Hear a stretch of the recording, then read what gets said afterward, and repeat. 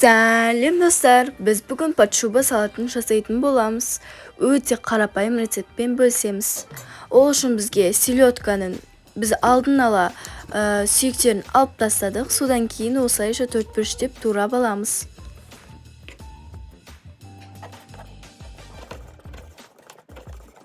Керек заттарымызды суға пісіріп аламыз.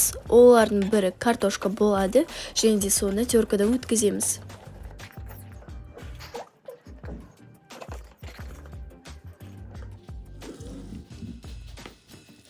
Турап болған селедкамызды тәрелкеге осылайша қойып шығамыз.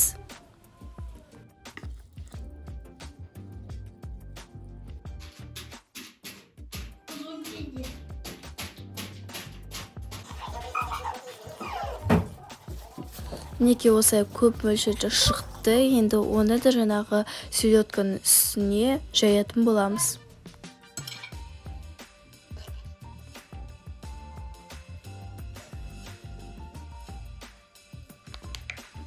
Содан кейін көз мөлшерімен майонезді жағатын боламыз.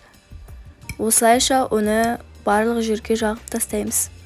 Содан кейін келесі кезекте бізде сәбіз, оны да біз суға пісіріп аламыз. Және де солайша істей береміз.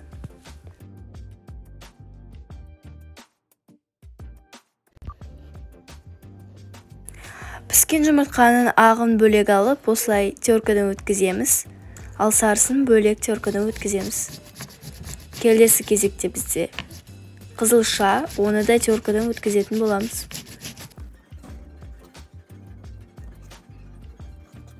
Осылай үстіне жайғастырып аламыз.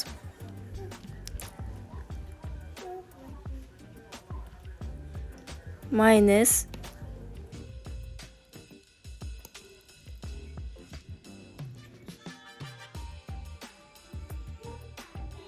үстіндегі майонезді толық әдемілеп жағып болғаннан кейін біз жаңағы жұмыртқаның сарысын теркадан өткізіп алып, осылайша безендіріп үстіне себеміз.